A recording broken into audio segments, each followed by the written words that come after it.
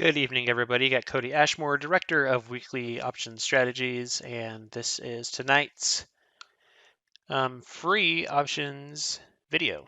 All right, so I was trying to figure out what type of video to create for all of you, I guess, viewers, and bring some value to you. And because to be quite honest, it doesn't really, there's no setups to talk about, things like that. But what I can do is help guide you in not being caught off guard and not being hedged.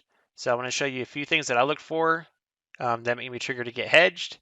And when these parameters are hit, here's a few things that I look to do in order to protect my portfolio. All right, so first things first. Like for me and myself and all the members of the small account mentorship, when price was up here, we got hedged for a move to down here, we got here, and then we locked up our hedge for about 100%.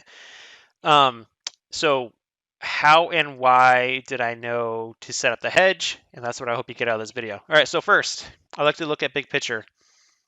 Let's pull up big picture here and get rid of that. Okay, so let's go to, I need daily 5-year. Okay, so crunch on over. So first, you got to look for support and resistance, right? And how do you do that? You basically just look for peaks and valleys, really. So right here is a price level, which is right where we ran into installed. Here is another little level right there up at 462.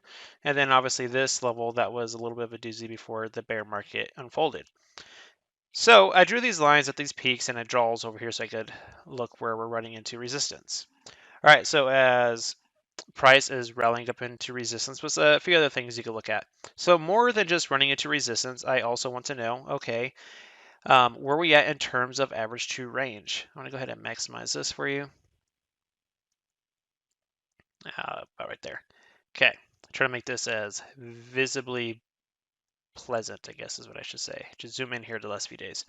All right, so also, so I have the third ATR, second ATR, one ATR from the daily 21 EMA. So when price is up here at the third ATR into resistance, you can kind of expect price at a minimum is going to pull back and consolidate, right? The market had a huge run up to the upside. It's not going to last forever. So whenever price gets up here outside the third ATR into resistance, I start to look for hedges. One other thing you can do is, the put call ratio is another one. I'll go ahead and maximize this.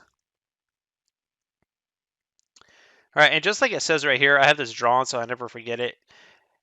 Whenever the 10 simple moving average, which is this white line, is below 0.8, which it has been for quite some time, the market is getting really long and look for a pullback and or sell-off.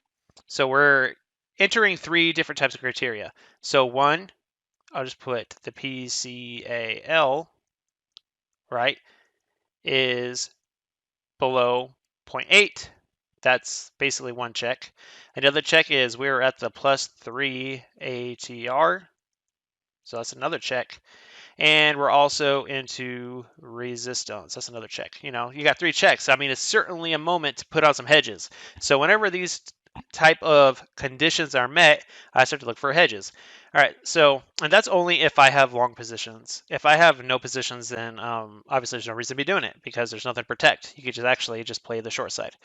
But all right, so there's all that criteria. So now, how can you trade this? All right, actually, I want to go ahead and just use this as my whiteboard. All right, so there's several ways to do it. So one way is where you can go out and purchase SPX or SPY Delta 30 puts that are about 60 to 90 days to expiration. You just buy them and hold on, waiting for it to eventually collapse. See position size for max loss, and eventually it may play out. And you may have to roll them and stuff like that, but that's one way to do it. Another thing to do is, so I'll put option number 2, is you could do a SPY or SPX put calendar. I'll just put cal, put calendar. And the reason for that is because whenever a price goes down, you'll have the delta in your favor, and then implied volatility is going to increase, right? And then if the implied volatility increases, and you have the delta in your favor, then you come out with a pretty good risk to reward trade as it does the pullback. And another one that you could do is, so for me, I either do this, depending on how long I'm looking for it to happen. Like if I'm looking for it to happen quickly, I will do this setup. If I am unsure when it's going to happen, I will do this, and I would go get some VIX, out of the money, VIX call debit spread. Now why? I just put call deb. All right, so now why? So this is going to give you a good risk reward as it falls down, and this is going to take advantage of the implied volatility spike. So those are two different ways to do it. So let's go ahead and look at this example. Look at an example here that we did. All right, so like I said, this is what I do when I'm unsure when the reversion to the mean may unfold or the pullback may happen, and this is when I have a pretty good idea when I'm expecting it to happen. So with that being said, I want to do a quick little trade recap with y'all. All right, so when the SPY was up here in the small account mentorship, we put on a 40-50 put calendar for, I believe it was about 40 cents ish is what we got in for, and we closed it for, I believe, 95 cents ish, something like that. So close. That's a good return. And because that's a good thing, if you do it on the SPY in a small account, it's cheap. If you have a bigger account, you do it in SPX, things like that. So once you get in here, and then we got the drop to here, that's when we close the position for this. So that's just one way you can do it. So once we were extended, I was looking for that quick drop, and it happened to play out. But whenever we're just creeping up here and you don't know what's going to happen, that's when I do the VIX call debit spread, out of the money call debit spread, and also the the Delta 30 60 to 90 days to expiration puts. And then once this happens and you hit your target, you just close the position and look for your overall trend plays to play out. But that's really it. If you have any questions, please feel free to comment on this video. I do come back and answer any questions that may unfold from this. I have talked about this here recently, but I thought this would be a decent little video worth sharing on Simpler's YouTube channel as well.